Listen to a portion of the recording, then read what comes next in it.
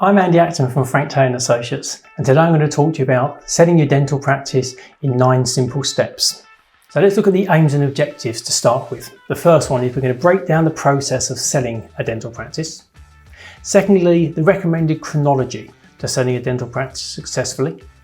The third point will be identifying the buyer types in the market available to you. And then the last one is about mindset. This is the necessary mindset to manage the process and get through to completion. Spectacular achievement is always preceded by unspectacular preparation. This isn't exciting, it's not sexy. The reality is it's really important. The preparation is going to be the thing that's going to carry you through to the finish line. So have that in your mind all the time. It's going to be about the preparation.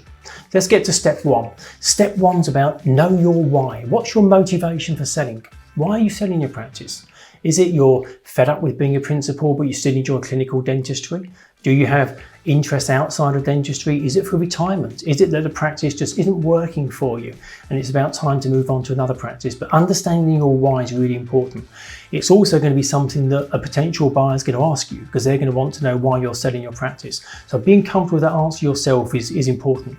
You also need to understand that the road ahead is going to be long. So having that motivation within you to understand that you're getting to the end for a particular reason really helps you as you work through the process. Number 2 is about timing your sale. In a perfect world, you'd think about selling your practice 2 years before you sell. And in reality, lots of people do.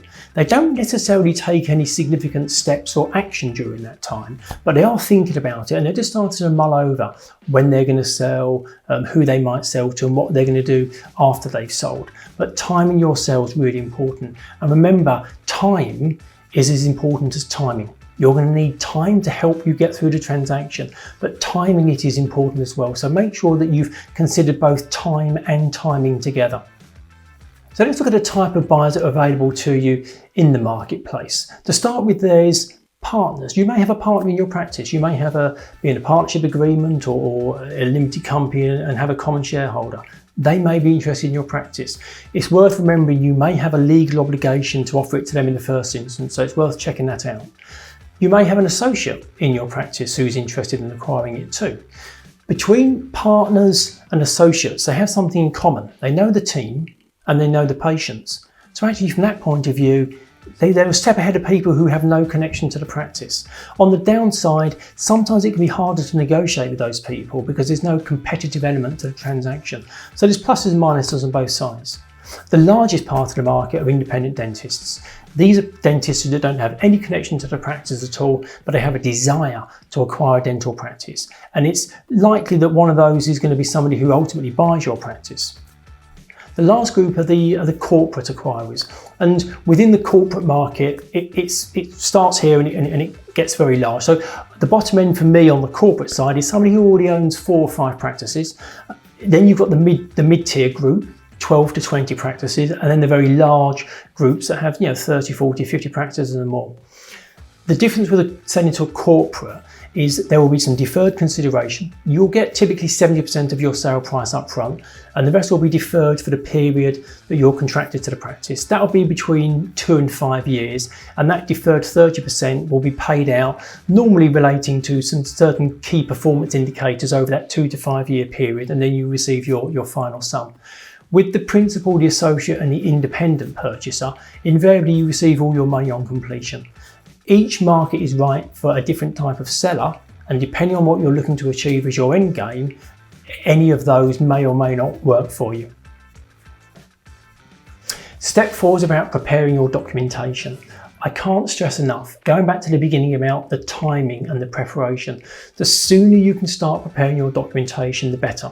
Much of this will be driven from your start point by what you've had to do for CQC purposes. So lots of your procedures and employment contracts that you have in those folders, that will set you up really well. The sooner you can start to prepare that paperwork, when we talk about due diligence later on, that's going to serve you really well. But starting to assemble those files early in the process is going to help you, because remember, you're a dentist, you're a business owner, you may have a family life as well. Making sure you can fit all these things in and find time to sell your practice just means there's an added burden. So the sooner you can start, the better.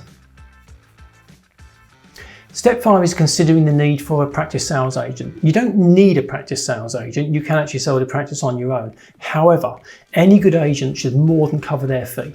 What they're going to do is they're going to find you the buyer, they're going to pre-qualify the buyer, they're going to negotiate the deal, and then critically, they're going to manage it and make sure it maintains momentum through to completion. So it's well worth exploring that as an option and seeing whether that's a route you want to take or not. Step 6 is getting your practice valued. This is critical.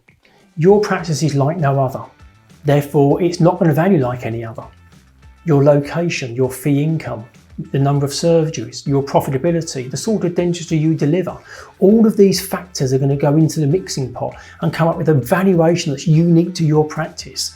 And it's really important that you get fair value for your practice as opposed to thinking it was like another practice. So getting a practice valuation so you know your worth is really critical. And I love this quote from Reddit there: if you think it's expensive to hire a professional to do the job, wait until you hire an amateur. There's a lot of people out there who will have an opinion as to what a practice is worth. I'd strongly recommend you go to a specialist and get somebody that values dental practice to do that on your behalf.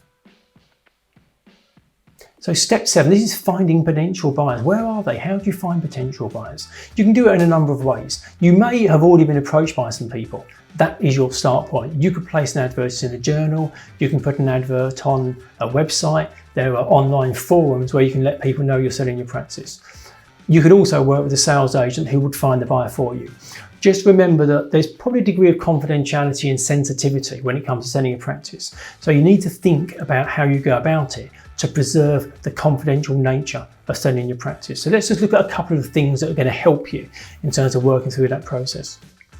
To start with, limit the information that you give to prospective purchasers. You don't really know, in many cases, what the underlying intentions of purchasers are. Sure, they may want to buy your practice, but equally they may just be trying to gather information to find out how your practice operates. If you have a practice that's very successful, they might be looking to just gather some market intelligence or some tips on how you've taken it to that level that they're not at. And they might build it into their own business plan, or they may be a practice owner. So just be careful with that information that you share and limit it until you know that it's somebody who's really keen and interested. The next thing you need to do is pre-qualify somebody for finance. There are commercial brokers out there that will do this for you, but it's not unreasonable to ask them to disclose to you that they can actually afford to buy your practice. The brutal reality is, if they can't afford your practice, they're of no use to you. It's only somebody that has the money to buy your practice that you really should be investing time with and progressing, because if they don't have the resources available, sadly you need to move on to the next person.